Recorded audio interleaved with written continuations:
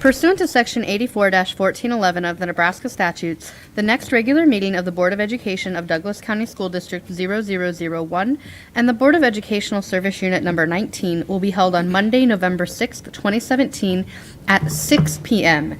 in the Board Meeting Room of the Teacher Administrative Center, 3215 Cummings Street.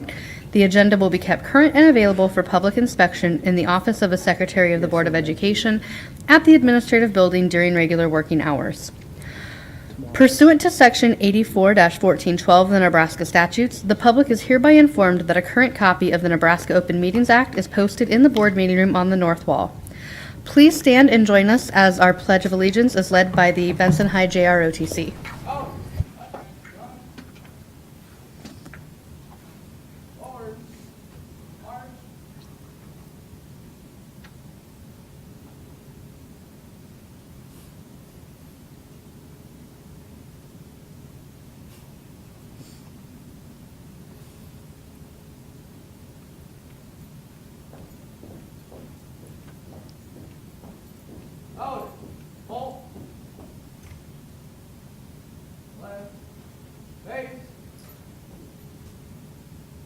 Present.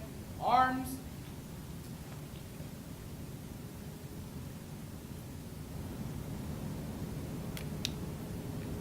I pledge allegiance to the flag of the United States of America and to the republic for which it stands, one nation, under God, indivisible, with liberty and justice for all. Order. Arms. Right. Face. Forward. March.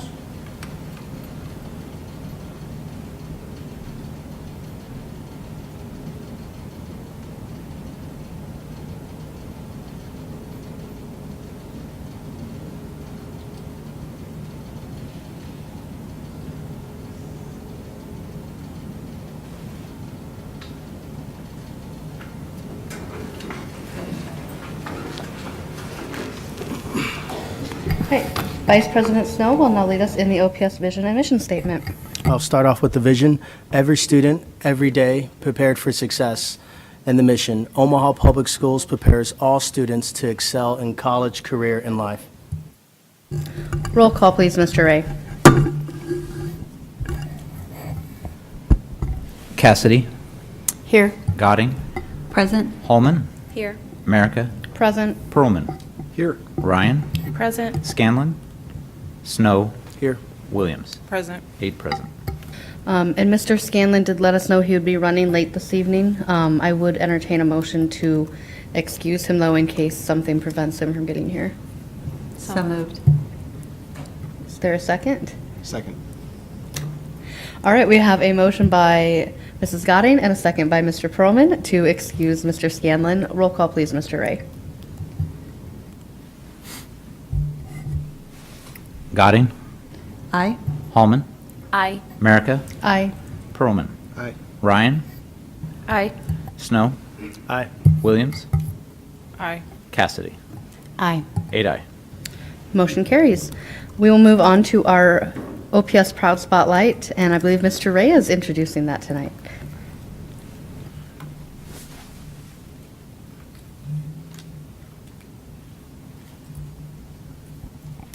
Madam President, members of the board, Superintendent Evans, sorry, I struggle with that. Our OPS Proud Spotlight is on Benson High School senior Ta Tway. Cadet Tway is among 17 Army JROTC students nationwide receiving the Legion of Valor Bronze Cross for outstanding achievement. Again, I have to say this, among 17 Army JROT students nationwide receiving the Legion of Valor Bronze Cross for outstanding achievement.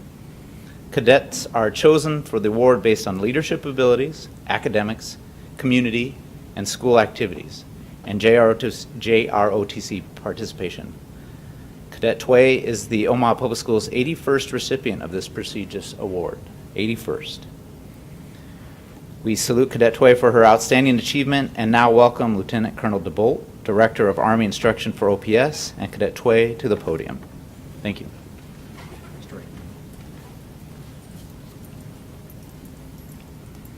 First of all, I'd like to thank the school board for the opportunity to be here tonight on this most joyous occasion and I'd like to share a few words from her instructor. Cadet Tway is everything I expect a cadet leader to be: smart, mentally tough, physically fit, a critical thinker, but more importantly, humble, self-aware, and a selfless team player, said Cadet Colonel Dwight Leidick, who is a senior Army instructor at Benson High School. Most impressive is her character. She is morally and ethically straight, candid, and truthful. She possesses the intellect, skills, fitness, confidence, and character to lead others, and I'm proud that she is representing Benson and the Omaha Public Schools with this award here tonight. These are the characters and the qualities that makes Cadet Tway a Legion of Valor recipient. She is a scholar that makes her rank 6th in her class at Benson High School with a GPA of 4.25. She is a member of the National Honor Society. She is an athlete that participates in soccer and volleyball on the varsity teams. She is a leader in junior RTC and many student organizations at her school. And we are also proud that her parents are also very proud. And here with us tonight is her mother, Skylar, on her daughter's selection as a Legion of Valor recipient. At this time, Cadet Leidick will now publish the orders.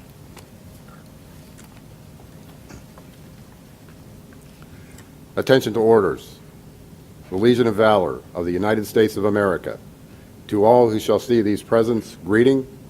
This is to certify that Ta M. Tway has been awarded the Legion of Valor Bronze Cross for outstanding achievement in the Reserve Officer Training Corps program, given under my hand in the city of Washington this first day of August 2017 by Lieutenant Colonel Retired Richard D. Wanke, Distinguished Service Cross.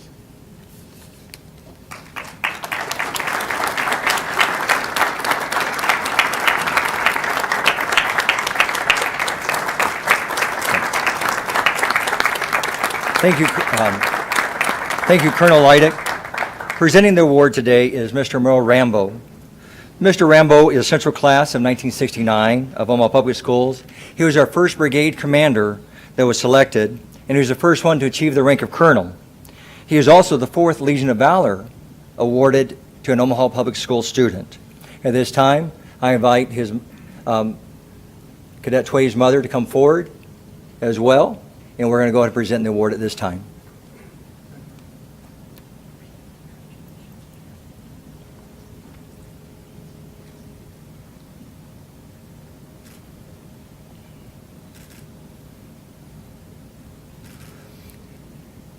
And First Sergeant Falcone, if you come forward as well. First Sergeant Falcone retired last year as the First Sergeant with Benson High School, and Colonel Leidick for a photo as well. And if the board president will please come forward, and Mr. Evans, I'm sure that she would like her picture with you as well. Can you guys can take your picture right here in the middle too. The face out there. Mom, please.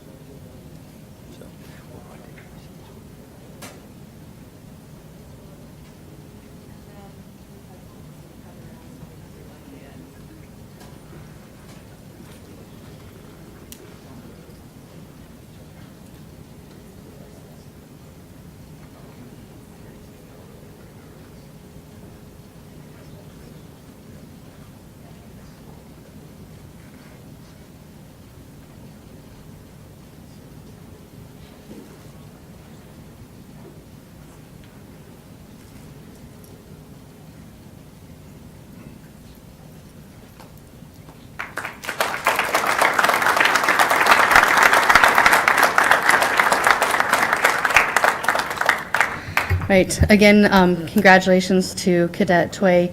I think that speaks a lot to our JROTC program and the students that are involved in our program. That out of 17 students across the country, one of them was from OPS. And it seems like we've had at least one Legion of Valor winner every year, at least since we've been on the board, which I think is really impressive for our students and our community.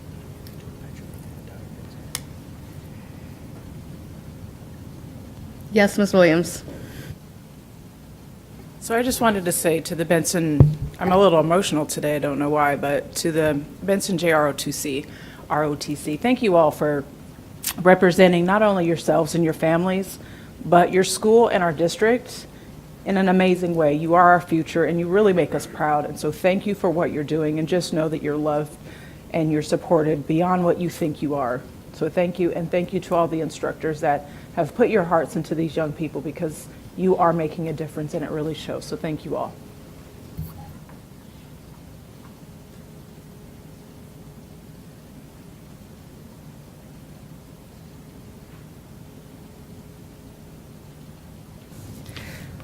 Okay, we will move on then to our board and superintendent communications. And first up is treasurer's report. I'd like to submit for your review the September 30th, 2017 financial statements, and I'd be happy to answer any questions that you have. Are there any board questions or comments? Okay, seeing none, we will move on to Superintendent Evans. Thank you, Madam President. Just a couple of recognitions tonight. I'm going to pass around a picture that was taken at the National Construction Management Association of America meeting, where our own Dr. Tony Turnquist was recognized as Person of the Year. Dr. Turnquist in the back of the room was recognized because our bond issue is on time, on budget, and not only that, we have one of the finest inclusion programs in the United States. And so I want to pass this picture around at the table and ask that everyone give a little round of applause for our own Dr. Tony Turnquist, who was recently recognized.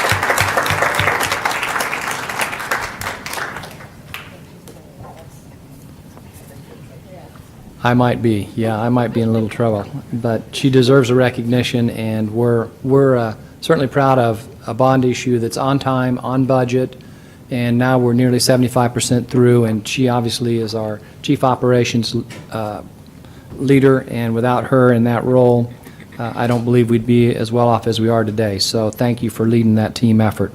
And the next thing I'd like to do is also give recognition to another individual in our district. We have a student tonight who's with us from South High. She's a senior and an honor roll student with performing arts activities, lots of activities in performing arts.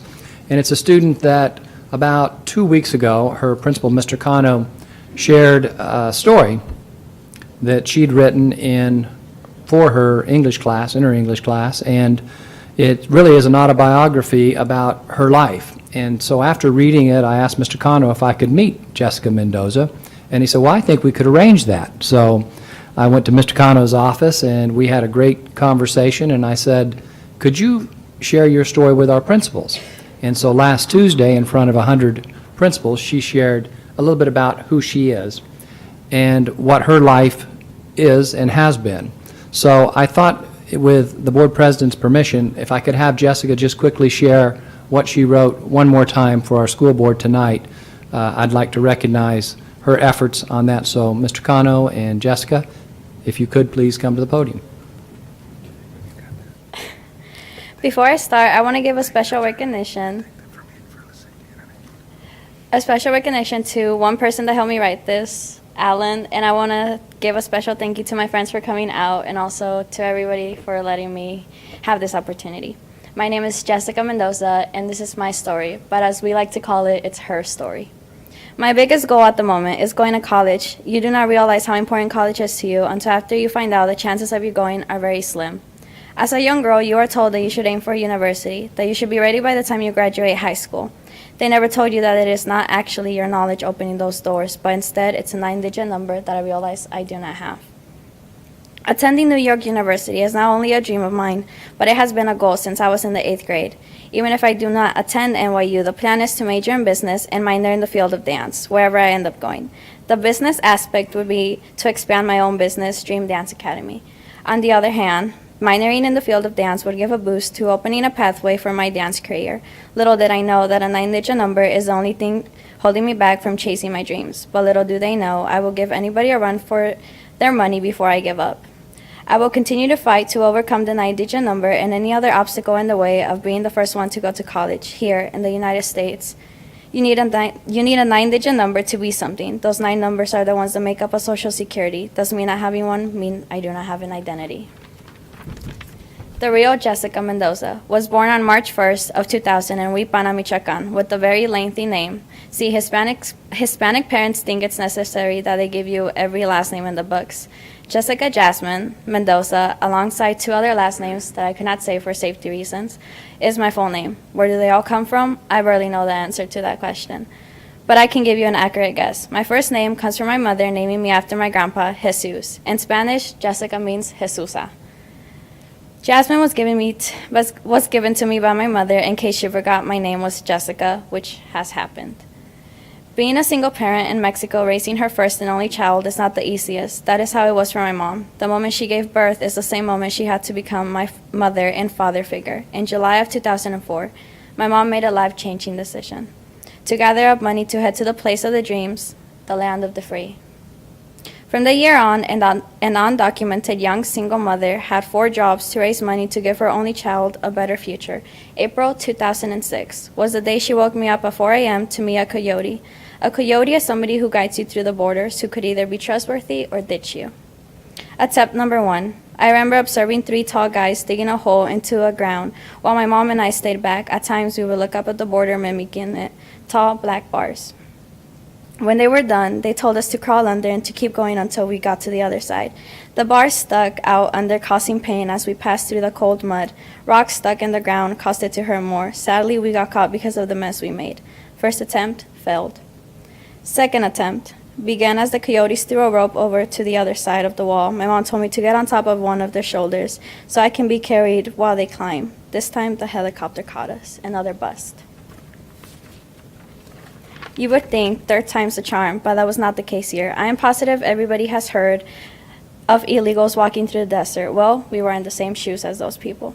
This was the 5th day of us fighting for a new beginning, and it did not get any easier. Halfway through the desert, we got left behind by the 2 new coyotes that my mom had paid to give a push.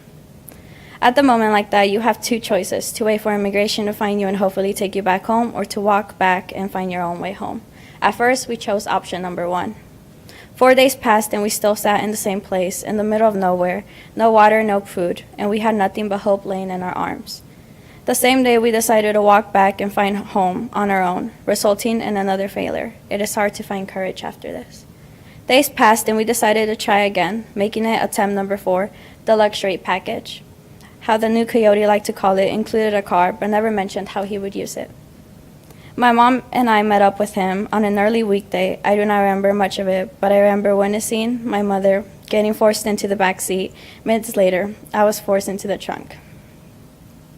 All I could hear were my mom's cries later.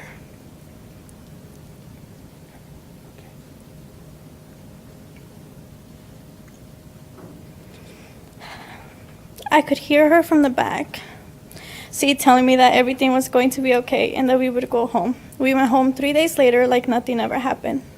2 weeks later, I woke up for school expecting my mom to take me or to be waiting for me in the kitchen with pancakes. Instead, I woke up with a note next to me saying, "Mommy will be back." She left. A year later, my mom sent money for my final attempt. The 5th attempt was the easiest by far. I got to use my cousin's papers to meet up with my mom in Vegas. Being in her arms after a year of not seeing her made me know that we made it. We finally did it. I started school that incoming year, and with that came learning English. My mom, on the other hand, washed cars by hand, accepting anything they gave her. To her, the only thing that mattered was putting food on the table. Months passed, and she was slowly losing her job, so we had to leave Las Vegas. My mom had family in Omaha, Nebraska, who told her that there was many job opportunities and great schools for me to attend. We got a bus ticket, packed our things, and left to the Big O. Years have passed and things have gotten somewhat better. At times, living in a place where you do not have a social security number to have an identity is troubling. You're labeled as an alien and many more things. I could lie to you and say that not having a social security number has stopped me from accomplishing and achieving both goals and dreams of mine, but it has not. It is a complete opposite way around. I am currently 17 and have a total of 13 dance awards. I have traveled to New Orleans to dance in front of 75,000 people for the New Year's Sugar Bowl. I am Miss Simpatia 2015 and Miss CoverGirl 2017. That came with me being the cover of a magazine. I have had the honor of being captain of the South High Ambassadors for the last 2 years, and the list goes on from here. To be where I am at today is amazing. I could not have done it without the people who only want to see me succeed. My journey has not stopped, for it is still in the making. Through my experience, I have learned how to cope and keep pushing. It is only the beginning. Well, welcome to the end, but really my beginning, the real Jessica Mendoza.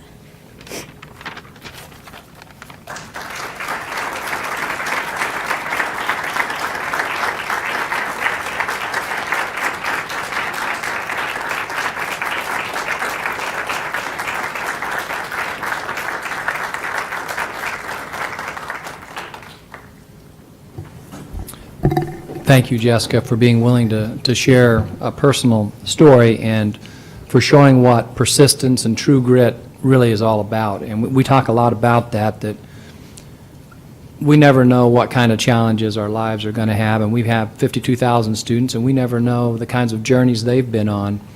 But if they've got the same grit you have, they're going to get through those journeys, and they're going to get through them quite well. So thank you for sharing that story. And that's all I have, Madam President. All right. Board members, does anyone have any reports or information they would like to share? Dr. Holman. I do. Thank you again for sharing and making us cry.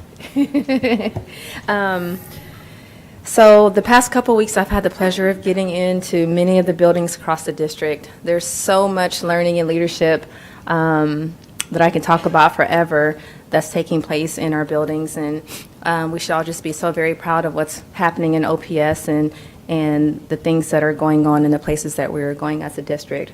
Excuse me. Last Friday, I had the honor, along with Ms. Kanoki, Ms. Utterback, and Mr. Wakefield, in serving lunch to one of our gold-winning schools, Pinewood. It was truly an amazing opportunity, and it was just really nice just to be in the presence of our teachers, and they were just so excited and so appreciative, and we were just very appreciative of their efforts and what they're doing for our kids every day. Also, today I accidentally found out while visiting Northwest High School that Mr. Lee was just recently recognized for an award last week at a conference, and I'm just going to read to you. I took a picture of the award so I can get it correct.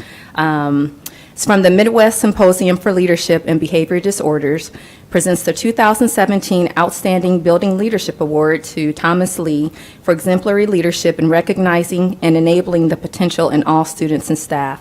And I think that's just such an amazing and awesome recognition, and he was so very humbled and he accidentally spilled the beans, but I was like, I'm going to make sure to let everybody know what you're doing here at Northwest and just how important you are to our district and to our students and staffs. And so I just wanted to make sure to share that information. Thank you. Mrs. Gadding. I also want to give a shout out to the staff at Buffett and Saddlebrook. I was able to serve Gold Award lunches to them last week, and just what a great job they're doing in their buildings. So I just want to give them a shout out as well. And I also just want to thank all of the parents, guardians, community members who came to DCAC, the District Citizens Advisory Committee, last week. We had a great turnout, and I know it's time out of schedules, and certainly appreciate it and really appreciate the new format. So thanks to Sutterback, yes, for that. The other thing that I just want to mention to everyone, and I'm just going to read through these really quickly, is we have our bond meetings coming up. So this week we have one Thursday evening at South High, 6 to 7 p.m., October 19th. Next week, and that's in the cafeteria. Next week at North High in the Viking Center, which is Monday, October 23rd from 6 to 7. And then finally at Northwest High in the gym, Wednesday, October 25th, 6 to 7 p.m. So I just want to mention that. I believe if you're on the texting and the voicemail, that went out to families tonight. And so I want to thank Monique and the communications department for getting that information out this evening. So I think we just want to see a good turnout, and we appreciate all of the input we get from our families and our community.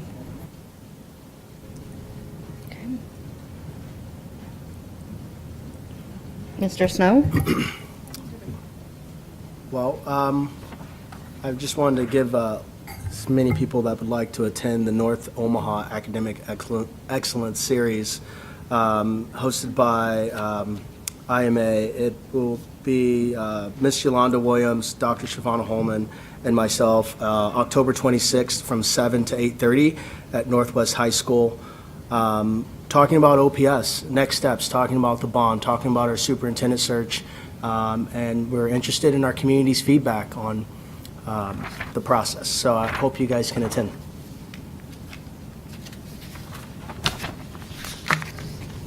Okay. I want to echo what Mrs. Godding said regarding the meetings about the capital facilities plan and future bond issue, and encourage everyone to come out and provide feedback, because that feedback is going to be brought to the board members on our board so we can make our final decisions for a bond issue in the spring.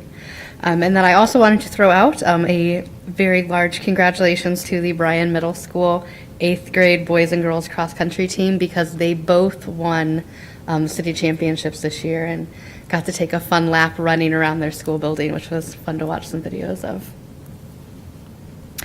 Mr. Ray, do we have any forms for, oh, did you have a report, Ms. Williams? Okay, Ms. Williams.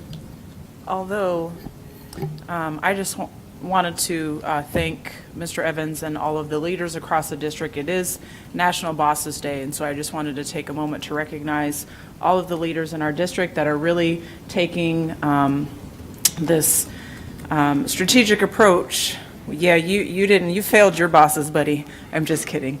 But I just wanted to share that it's really important that you know that you are supported and appreciated, and you are leadership across principals and administration. I mean, there's just, so we have teacher leaders, we have para-leaders, we have leaders all in our building, but I just want to thank all of you that are bosses. So I just wanted to wish you all a happy Bosses Day, and to my fellow bosses up here, happy Bosses Day.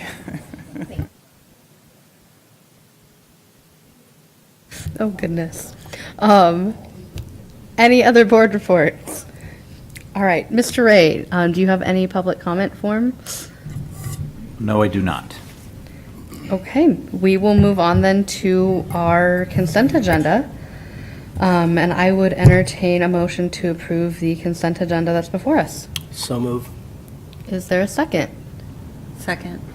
Okay, we have a motion by Mr. Snow and a second by Mrs. Godding to approve the consent agenda. Are there any abstentions?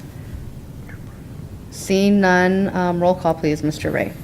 Pearlman, Aye. Ryan, Aye. Snow, Aye. Williams, Aye. Cassidy, Aye. Godding, Aye. Hallman, Aye. America. Aye. 8 aye. Motion passes. We will move on then to, Spark meeting's not keeping up with me. Our information items, which J1A is the Omaha Public Schools Principals Pipeline, and we'll turn it over to Mr. Wakefield. As Mr. Wakefield comes up there and starts the slides, just a note for the board and the audience. This is one of our initiatives from the strategic plan on developing, supporting, and finding good leaders for the future. So it's really a part of a three-pronged approach, but one that we've given an update, but probably been at least a year to a year and a half since 2 years since the last update. So we thought it'd be a great opportunity to share how we've moved forward on this program and progress. Thanks, Charles. Thank Good morning. Thank you for allowing us to come tonight. It is still morning, yes. My workday is half over. I'll say good afternoon. So, before I get started, I do want to introduce a couple of faces that are with me. I do have Miss Gay Lannon, principal at Burke High. She was very involved in some of our processes and also experienced it as a principal applicant. So let her share some of her story. And of course, I don't do any of this by myself. Actually, I do very little of this. I have a great staff in HR. So I have Mr. Kevin Johnson in HR, and hiding in the back is Miss Erin Perry, who came here to make sure I didn't tell you any lies today. Okay. This work started about 3 years ago, actually prior to my tenure. Dr. Garnett actually initiated this work and then passed the torch very quickly to me as we began to move forward with the principal pipeline. And this work was really grounded in our strategic plan with the whole idea that we have to find outstanding leaders to help support all of our buildings. And that's work, and that takes time, that takes effort, and that takes planning. And so this work was about doing that planning so we had good systems in place to make sure we identified great leaders. This work was based on national research and best practice across the nation. And I've cited several of the sources up there to name just a few of the many programs and systems and research that we looked at to find the best possible systems to work with. We knew from the beginning that principals are very important. They lead our buildings. Principals have a huge impact on the retention of teachers. They have a huge impact on the hiring of teachers. Great teachers go to work for great principals, and great teachers stay with great principals. We also know that principals impact student achievement. And much of our research out there shows that up to 25% of a school's impact on student achievement comes from that principal and that administrative team. So it's very important to us that we have great leaders in our buildings as we move forward. So in doing this, we really developed a 5-prong approach. Probably not the best name for this, but the name we have chosen. 5 different strategies or 5 different areas that we're going to focus on to develop this system. The first was actually probably one of the most difficult and most important, was developing that competency framework. We really needed to make sure we had a common language and a common shared vision of what a principal does, so that it's much easier to hire for something if we know what we're looking for. So kind of taking that approach as we went through. Then succession planning. One of the most important things we need to do is make sure that we have that bench built so that when people move on, retire, or do whatever, that we have talent there to move in and take the place so the school doesn't miss a beat. So beginning doing some active succession planning. Succession planning means we need to begin to prepare people before that principalship to be ready for that principalship. So looking at that high quality preparation. Then screening and selection. Are we putting the very best people where they need to be? Are we transparent in our processes? And that was a huge component from our community and from our principals themselves, was how transparent are we? And then finally, how do we support somebody once they're named a principal? We can't hand them the keys, walk away, and say, good luck. That doesn't work. So how do we continue to support them so that they can be successful? So we spent 2 years doing this, and I'm not going to read through each of these slides to you, but kind of focused our work over 2 years. The first year in 15-16 was entirely focused on the idea of creating, building the system, building the components. We then moved into last school year with the idea of focusing on sustaining. Do we have the capacity to do this without support? Because we had to go out and get support to do some of this through Crossing Office and some of our external partners, but we recognized they could not live with us forever and do the work with us, so could we support this as we continue to go forward? This was also a chance for us to test and field test some of our work, and when things didn't work the way we thought they should, to tweak them and adjust them. And we did make several adjustments through that second year. Okay. And of course, anytime we begin a project, we have to look at how do we know we're going to be successful? And ultimately, this is about our kids. We know that principals drive student achievement. We know that good principals impact teachers to do good things. And we need that in each and every building that we have. So our ultimate goal really goes back to those students and their achievement. That is our profit. That is what we're looking for. Now, we recognize that doesn't happen tomorrow. So sometimes we have to look at interim measures or measures along the way. So do we have a good pool of candidates? Are we planning well for succession?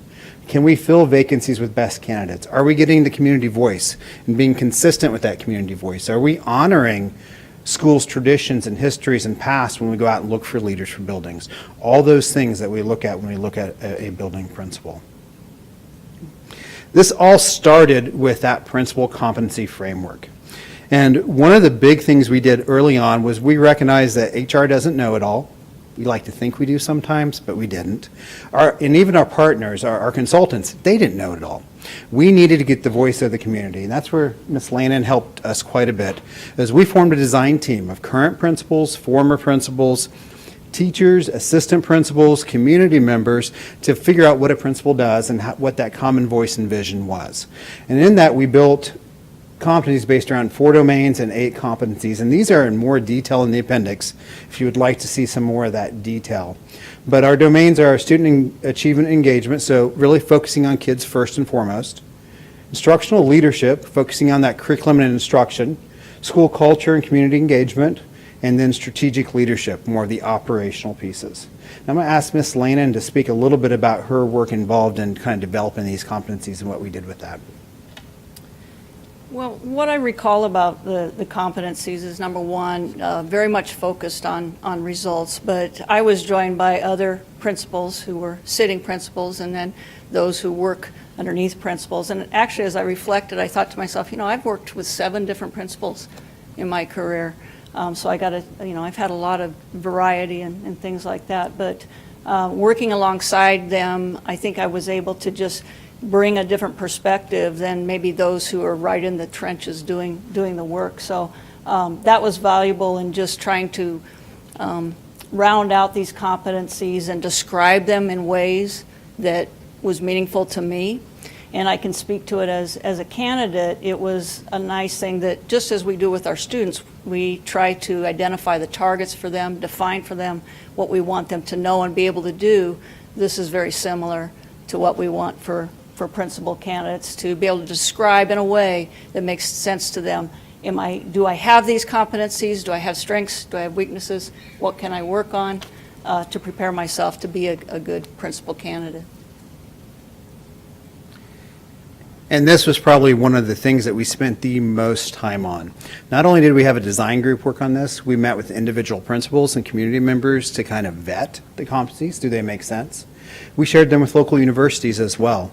And to this day, these competencies are posted on our district website so that any candidate for a principalship knows what we're looking for and what we expect from a principal.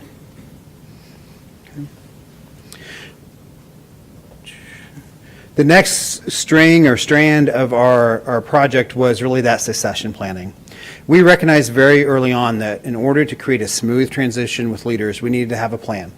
And we needed to be aware of who might be leaving us for whatever reason, and who's on that bench to help us grow as we move forward. So I give a lot of credit to our executive directors, but myself, our executive directors, executive council, Mr. Evans, we meet throughout the winter and spring months talking about our principals. Not in a way, not like rumors behind your back and we're being mean, but who's looking for a promotion? Who's applied elsewhere? Who's close to retirement that may choose to retire this year? What sort of candidates do we need? For example, last year we had 4 secondary schools open. We planned on having 4 secondary schools open. We weren't sure exactly which 4 it might be, but we knew we needed candidates for 4 secondary schools, so that drove our application and interview process as we identified primarily secondary candidates for our pool. So making sure we had a strong bench there so we had lots of choices and lots of talent to drive us forward. Part of this moved us forward into that principal screening and selection process. As we started this work, we talked to a lot of principals, a lot of teachers, and a lot of people who wanted to become principals. And we heard one thing consistently. They didn't understand the process. They weren't sure how to become a principal. They knew they had to interview, they knew they had to have a license, they knew they needed to apply, but they weren't really sure what the criteria was and what the selection process was. One of our key mantras throughout this process became transparency. Where can we be transparent so that our future leaders know what we're looking for? Hence the competencies and also our screening process. We used our design team heavily in this as well, but I am going to tell you we actually kicked certain design team members off the team at that point. Ms. Lannon was sent home when we were talking about screening process because we wanted to be very sure that we gave no one any advantage over anyone else as we went through. So anyone that could potentially become a principal in the future was not invited to this part of the process. In our screening process, OPS has had for many years an outstanding component of a community interview. We wanted to honor that tradition and keep that community voice. We felt that was important. But we felt we could do quite a bit of work leading up to that to make sure we had highly qualified, talented individuals going to that community. So we really worked on a three-stage or three-step process to identify candidates. That first stage is really that traditional HR stage. Candidates apply on paper. We give them essays. They write essays for us. We review leadership skills and strategies and screen them out. The second stage, we put them in the shoes of a principal for half a day. We interview them and test their ability to look at instruction, test their ability to deal with an angry parent. Mr. Ray plays a great angry parent, by the way. I don't know where he gets those skills. And then we test their ability to build a good comprehensive school improvement plan. Based on that and 6 people involved, curriculum and instruction, executive directors, HR, Mr. Ray, a variety of people across the district involved, we then have discussions to see who might potentially be ready to be a principal. If they're identified as being ready at that point, we put them in our pool and they can apply for specific openings. And that moves us to stage 3 of our application process. Stage 3 is that community forum still, because we honor and recognize a need for that community voice. Each one of our 90-some schools is different and needs a different leader because they're at a different stage of development. And we want to respect that and honor that. So we left stage 3 with the community voice. But we felt we needed to get additional input. So we go out and talk to staff before we select finalists to ask them what they want and need. We talk to PTAs before we select finalists to ask them what they want and need. At this point, it's about us gathering evidence so that we can share that with Mr. Evans, the executive directors, myself, so that we select the right person with the right skills at the right time for that building. As I asked Ms. Lannon to speak a little bit, we made her go through this process in full. I'm not sure she liked it all the time, but we did make her go through that. He's right about that. I wouldn't say that it's all fun and games, but I will say this, just even after the initial application, it's very comprehensive, and it takes quite a while to do it. It's very much focused on results. So for every position that I held, it asked me about the results that I participated in, either led or contributed to, that led to student achievement or school culture, positive changes there. But just that step alone, I walked away from that saying to myself, you know what, I've had a good career, and I don't need this job, which is always in a good position to be in, but I want this job. And it gave me a lot of confidence just to take the next step. There was a phone interview that reflected back on the application piece, obviously the half-day interview with the different scenarios. Again, just reinforced your background knowledge and again the focus on results. And then of course the interview with Mr. Evans and HR and other members of Executive Council. And then the final community interview. Actually, I did kind of enjoy that, although the initial piece of it I felt a little rushed, but I did enjoy the interaction of that piece. So overall, it's very comprehensive. You feel very prepared when you get on the other side, and I was thankful to get the offer to be at Burke. So thank you. I will admit that when Ms. Lannon did her community interview, she was rushed by our staff. We'd originally told her she had 7 minutes, but somebody, I won't name who, Mr. Johnson, changed that to 5 minutes when he talked to her in her prep time and kind of scared her there just a little bit. The next strand of our principal pipeline was really that leadership development. If we're going to continue to select outstanding principals, we need to develop outstanding principals. So looking at that leadership, and OPS has long had a program called Launch, which introduces leadership to teacher leaders so they can look at that broader scope of leadership.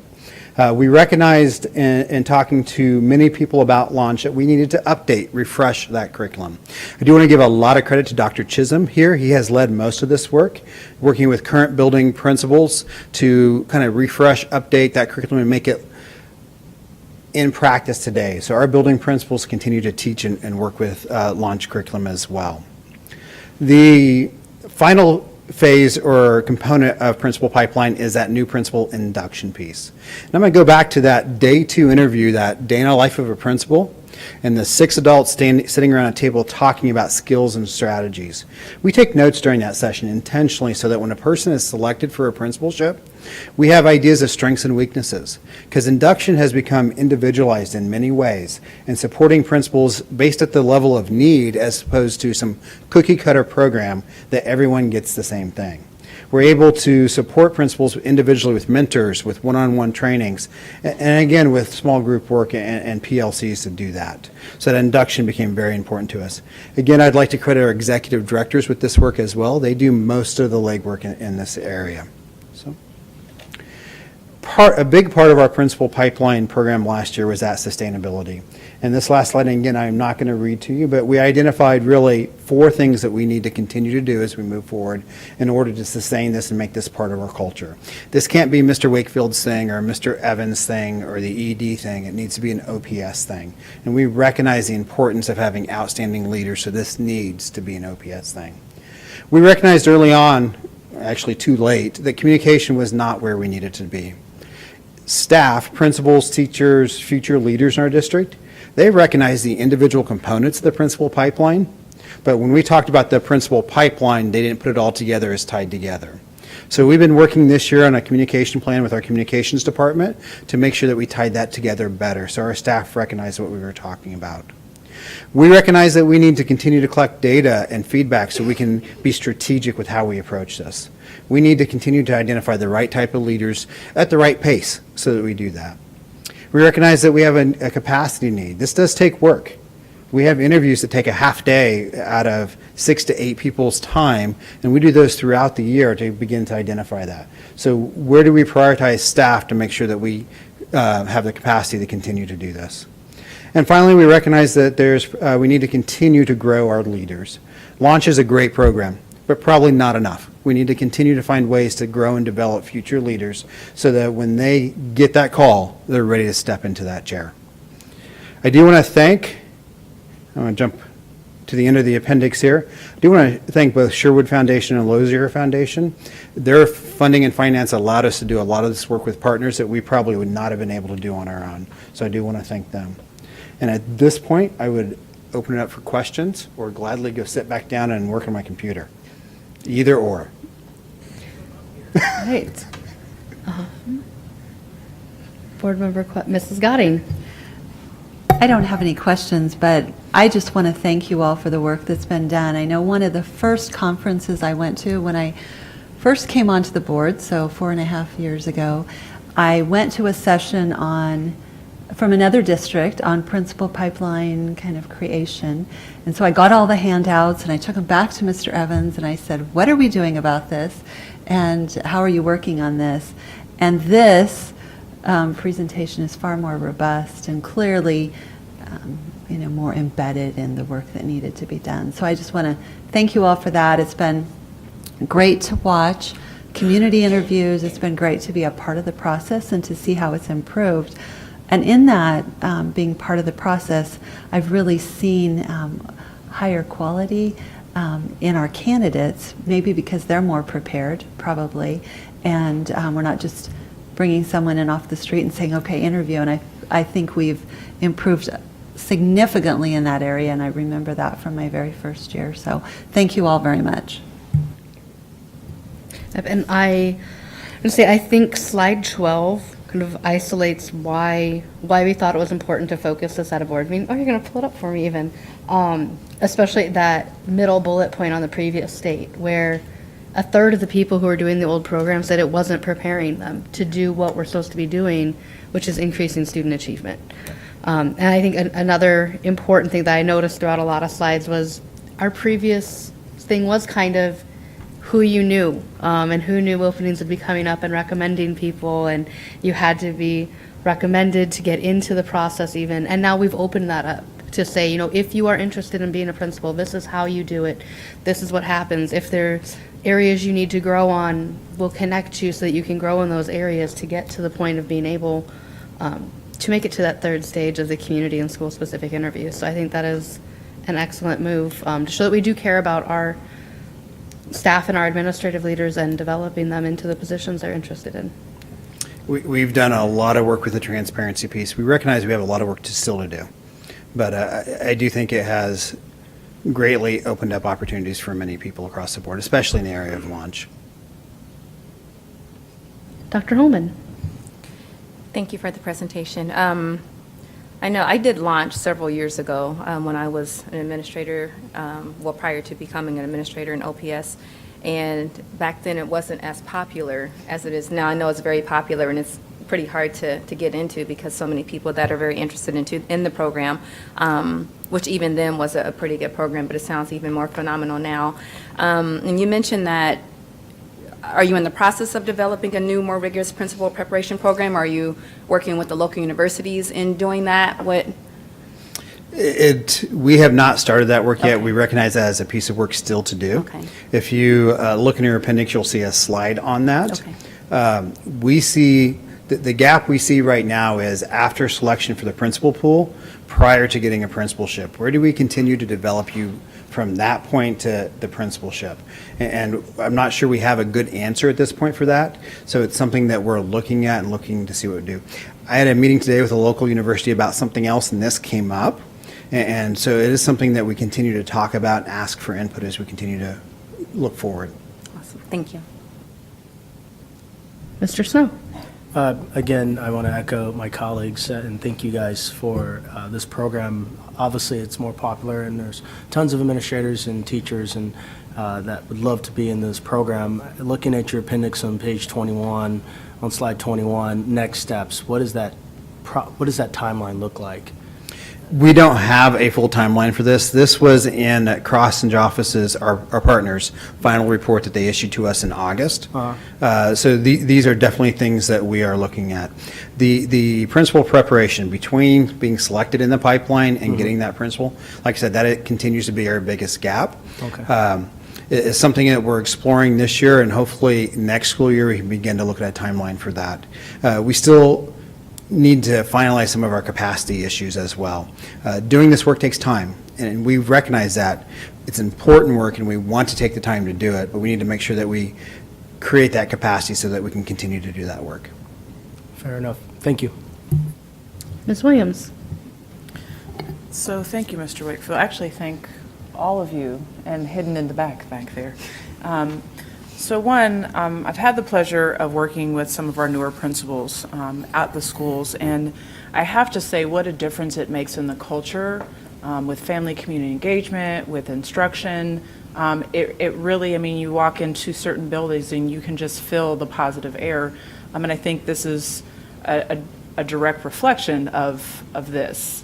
But I think the unintended consequences, very positive, are also how we're connecting other principals as mentors, and how I think principals that may not have been a part of the mentor selection process, I really see principals stepping up in a new way. They really are becoming leaders. It's almost, you'd almost want to not say principal anymore. You want to say the building leader, because you're seeing building leaders collaborate in new ways, because we have some new strategies and some new processes in place, which directly leads to student achievement, because you're having staff that are more engaged in the building and they're following these leaders, and leaders are teaching leaders how to be leaders. So there's just a whole slew of positive outcomes that are coming from this. But I want to thank everyone, from just going back to strategic plan, from the community to the staff working on this, to all of you that are continually doing this and being a product of it and speaking to it, and also being able to look back and reflect to say, if I could do it again, I would do this differently. This would have helped me this way. This could have put me, past that line where I wanted to be, at that line of excellence where we are as a district. So I just wanted to give you all kudos, and I know that there's bumps in the road, but this is having such a positive effect, and to see families engaging with principals in a new way. I won't say anyone's name because I know I'll forget someone, but you see that in all pockets in the city with these leaders that you're building. And so again, just thank you, Charles, for kind of picking that up and leading it and saying, as you said so eloquently, this isn't about Mr. Evans or about you. This is about OPS, and this is how we as a district should be working of, yes, right now we're holding this in our hands, but we also have to be able to pass this off and make sure that these protocols and policies and procedures are exactly where they should be, so that we can be the great district that we are in leading urban education. So I just wanted to thank all of you for the creation, the implementation, and to everyone that's gone through this. Please, if there's things that you think of later, always make sure that you're sharing that, and come and share that with us so we can talk about what this looks like in the community, because that reflects that we have this transparency that we love so much. Mr. Wakefield, thank you so much. Mr. Perlman. Thank you. Thanks for the update on this. Looks like a great program. I have a question for those applicants who aren't selected to be in the pool. What sort of supports are in place for those folks who are interested in becoming a principal, but maybe just aren't initially accepted into that pool? That is a great question. I'm going to answer it backwards. Applicants who are selected in the pool spend 3 years in the pool. And if they don't get an individual building assignment by the end of the 3 years, we'd ask them to reapply to kind of check where they're at still. Applicants that aren't selected, I end up talking to each and every one of them kind of about their interviews and strengths and areas to reflect with their building principal. We encourage them to work with their building principal, and we take that rubric, that competency out, that's a full-blown rubric, and kind of put it in front of them and say, go through this. Instruction or communication was identified probably as not your strongest area. What can you do to develop that and work with them? Applicants are then who are not selected are allowed to apply 12 months later for the same position. And at that point, we ask them, what have you done in the last 12 months that makes you more ready now? And when they can answer that question for us, we go ahead and take them back through that interview process. Mrs. Gadding. I think to Mr. Wakefield's point, I talked to an applicant who was not selected, and that applicant shared with me a class they were going to take at the university and some other things they were doing to, just increase their skills in the particular area where maybe they found themselves a little deficient. And I think that's the wonderful part, because it means growth and new opportunities for that individual. So I really applaud that process of how we're working through and helping people see strengths and weaknesses, and appreciate that. As the HR guy, that is hard for me because I don't like giving feedback on interviews. I will say that.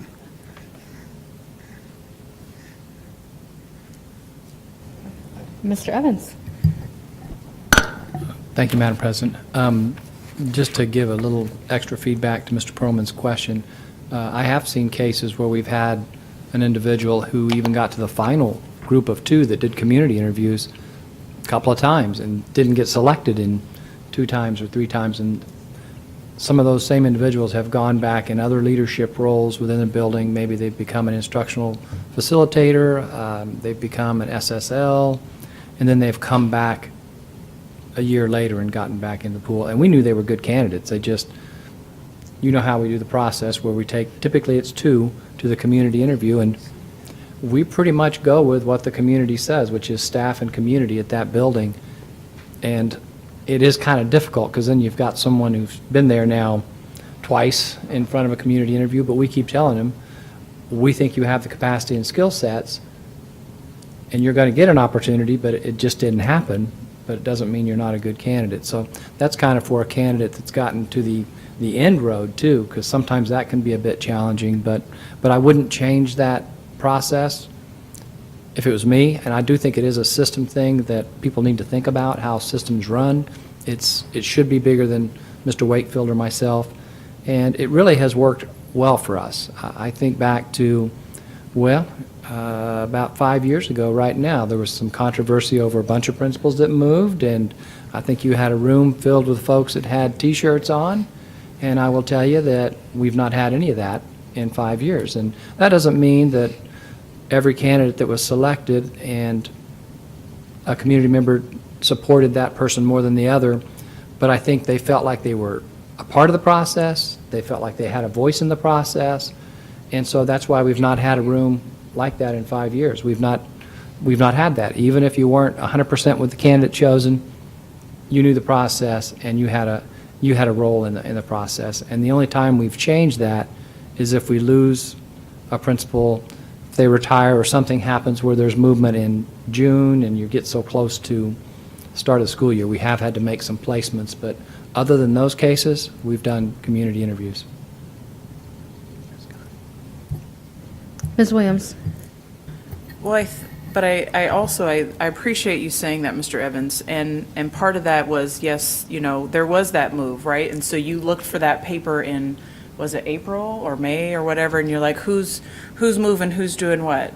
And with this, I want to go back to, we're seeing building leaders more developed now, but I think the newer candidates that have gone through kind of this new process and had that community conversation, they are actually being held more accountable by that community and by those families, because you know, it's, you sat here and told us that you would do these things. And I also look at the family community engagement as being the other part, is we're seeing families and communities being more engaged at each of our schools where they've had this process happening. So it's really wonderful to see as well. And I think community members feel like they have some say in the matter, and not just at the interview themselves, but afterwards, if there's a challenge, you know, they feel like they have some stake in the game, whether they have a student at the school or not, which that is such a nice thing for us to see. Again, we are leaders in urban education, and these processes, they may not seem like they are mattering in our everyday roles, because, right, we're high level.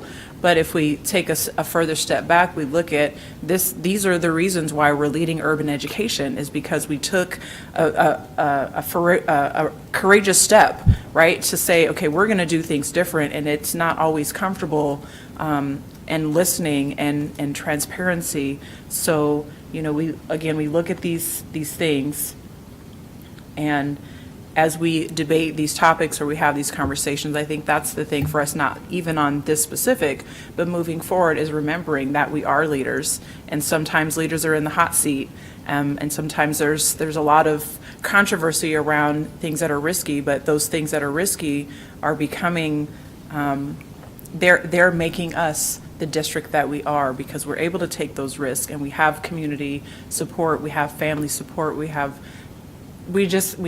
something that we need to be mindful of and continue to have the positive conversation, but also be open to areas of improvement.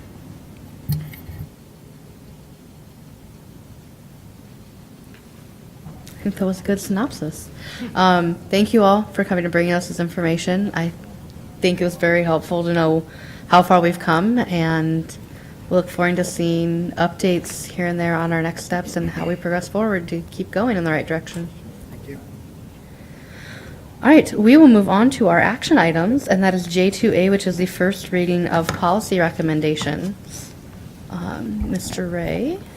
Thank you again for the opportunity to bring some policies in front of you. The updated, the first attachment is an updated October recommended policy changes. It's just the updated sheet based on first reading and the information. So again, this batch of policies was provided in September as an information in the October 2nd meeting, where we received some input from board members. And then again, tonight is the first reading, so this did go through the policy committee. I draw your attention to first that change of that updated October recommended changes document that shows the changes, and then bring your attention to policy 4129, which was changed to reflect a few things that were caught as part of the review. And 4129 on page 2 of 2, number 7, we inserted a has between and the, and then D3 there was an extra 2 TO. It wants the board. So those are recommended changes based on the information item, and those have all been updated on to the agenda. So on behalf of the policy committee, I bring this forth as first reading. Are there any, Mrs. Scotting? So I just had one item, and I'd asked Mrs. Neela Sprash to come forward. I'd asked the question last time about temporary employees and being a part of the OSER system, if they'd retired and then were, you know, collecting their pension and then came back as a temporary.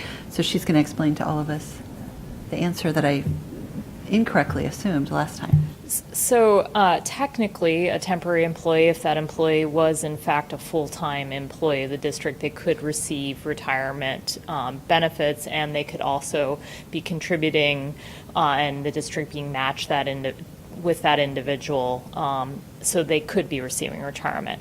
I have checked with Mr. Wakefield, and he tells me that we don't have any full-time temporary employees. So practically, the answer to that is still what Luann, Mrs. Godding thought in that situation. So.